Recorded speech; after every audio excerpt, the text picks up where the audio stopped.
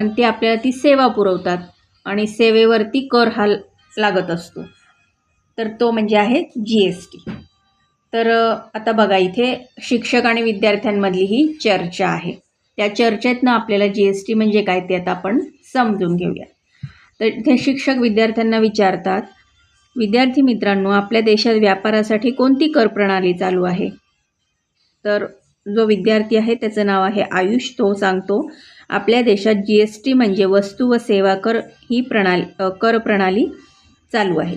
शिक्षिका त्याला शाबासकी देतात आणि त्याला असं विचारतात की त्याबद्दल तुम्हाला काय काय माहीत आहे GST बद्दल.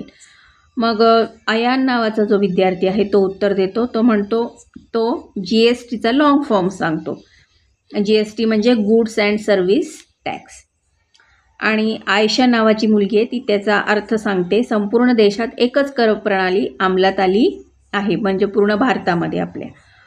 तर शिक्षिका मग त्यांना बरोबर शाबासकी देतात आणि त्या पुढे त्याच्या संदर्भात माहिती मुलांना देतात की पूर्वी विविध राज्यात वेगवेगळे कर वेगवेगळ्या वेळी द्यावे लागत होते.